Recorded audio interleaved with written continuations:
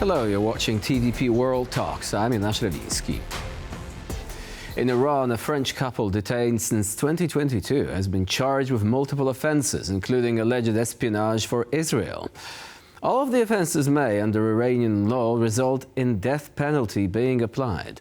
But looking beyond the personal tragedy of Cécile Colère and Jacques Paris, the two prisoners about to stand trial in a country with a questionable record on administering justice, what does this situation tell us about the Iranian regime's approach to foreign policy? Is thinly veiled hostage-taking shaping up to be the new norm in Tehran's relations with the West? Joining us now is Kolesnyk, president at the MENA Research Center. Hello and welcome to TVP World. Hello. First of all, let's talk about the charges. These include allegations of espionage, sedition, but also something that's called corruption on earth. Now, that sounds rather exotic from the standpoint of the Western legal system. Can you explain what does it actually stand for?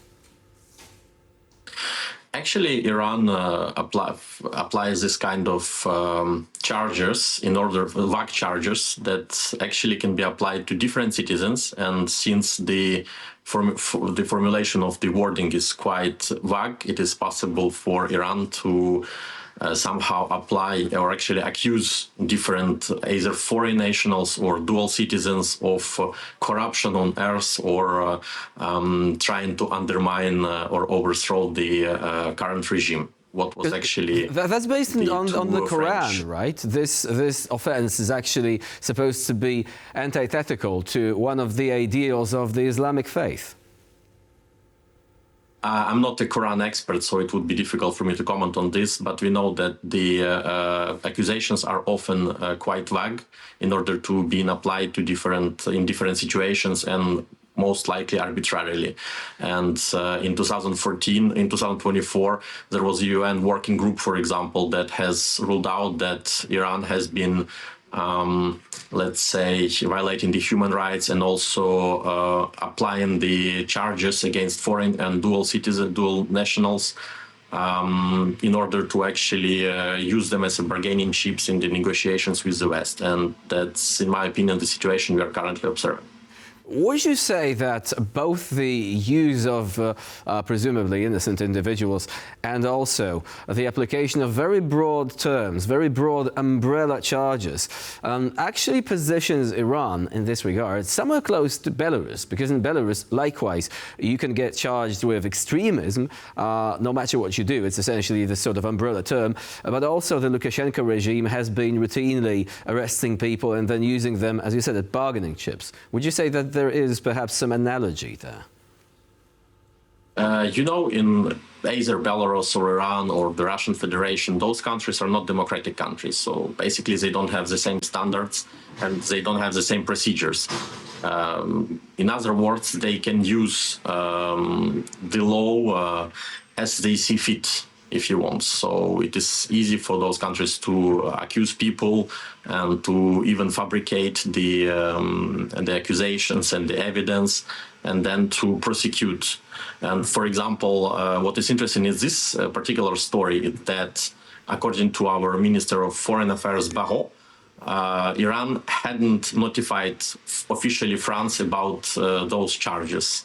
So, as you see, those accusations are quite arbitrary. I mean, at least until those people are found guilty in a, let's say, a real court, not engaged court. And we have to conceptualize as well. We have to understand the context of this current, what is happening right now, because we remember that it's not for the first time that Iran has been using the foreign hostages to advance its foreign policy agenda. And for example, we remember the 1979 hostage crisis, where the hostages were swapped against freezing of, if I remember well, $8 billion of US dollars. We remember there were similar issues during the Lebanese civil war, and most recently there was this French couple, and there was also a German national, Mr. Kaufman, who was as well arrested. And just recently Iran notified that it is suspending its participation in the International Atomic Energy Agency. So we have to understand that all those things are actually linked. So what does Iran actually want to extract from France? Because it would be a bit easier to understand that if those were American citizens, right? Because there would be a direct link between the recent strikes against nuclear facilities. So this could actually be framed as an act of retaliation also. But what are the relations between France and Iran? Where do they stand at this point? And what do you think does Iran want from Paris by doing this? The relations are obviously quite complicated, and it's not been just for a few years, but for a number of years. There are few ideas that we can expect Iranians want to achieve from this. First of all, Iran is not happy that the Western countries, including France, didn't, or according to Iran, didn't do what they should have done, condemning the Israeli strikes against Iran, and basically supported Israel against Iran in actions or in words. So it may be this. Also, we know that France is one of the nuclear powers in the world, and also the member of the Security Council of the United Nations, and has its say in different negotiations, especially with regard to the JCPOA and the nuclear deal, if you want. So France has its position, and so I guess it may be used as a somehow bargaining chip, albeit it's quite difficult also to understand to what extent it can be done. But there is another layer that we often disregard, is that this also may be used to somehow frighten the locals in Iran and say and show that we will be arresting and more people, and especially maybe dual citizens. And this may be hinting actually to the fact that Iran will be, let's say, repressing more on the local soil, especially after the Israeli operations in Iran, where the Mossad operatives managed to carry out a formidable operation, and Iranian security services were not able to counteract it. Now, let's look at the human side of this story, because this is also quite significant here. Cécile Colère and Jacques Paris, what conditions are they being kept in? And to what extent do you think that this situation does require some urgent intervention because of the reports concerning the state of their health, for example? We know that the prison where they were held, it's actually the prison where dual nationals are held as well. It was end of June, it was stricken by the Israeli strike. And there were some fears that they may be dead, but we know that that our consular service managed to visit them, because they were transferred to another prison, and they managed to visit them and to see the proof of life, if you want. So we know that they are alive and they are in health, but to what extent good, I don't know. At the same time, what is also interesting to say here is that France has formally filed a lawsuit against Iran at the international court regarding the abuse of actually that Iran is not letting France to carry out its consular services as it should be done under the Vienna Convention. So we know that Iran, even we were talking about its arbitrary arrests, so also Iran is applying arbitrarily the international law regarding the consular services, and thus not facilitating the visits and not facilitating the obstructing actually the official obligations and of the French consular officers.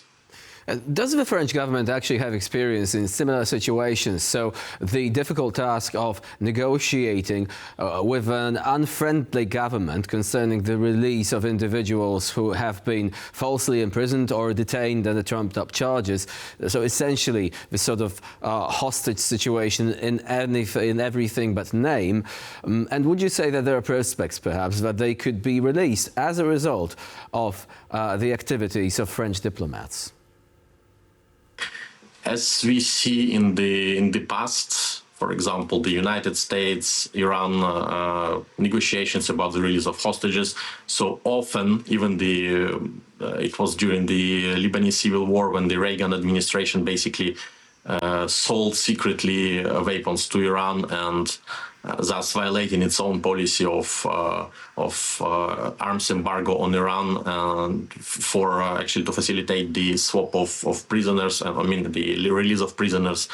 So we know that Iran is using it as a bargaining chip and as even a ransom, But at the same time, what kind of position we will take, whether we will be negotiating, we will give you something and we will release our citizens, or we will threaten that, for example, we will be reintroducing some sanctions, for instance, related to the JCPOA, and I guess it will be the move because we know that our president Emmanuel Macron has talked to the Iranian leader, the Iranian president, about like 3 times, I guess, in June, and reiterated that Iran is escalating, that Iran is provoking France to take a stronger stance. So I guess our approach will be not we will give you something, but rather we will put pressure on Iran, and I guess this is what will be happening. But whether it will allow for the liberation of our citizens, I have no clue. Denis Kolesnyk was our guest today here on TVP World. Thank you very much for being here with us today and for sharing your expertise.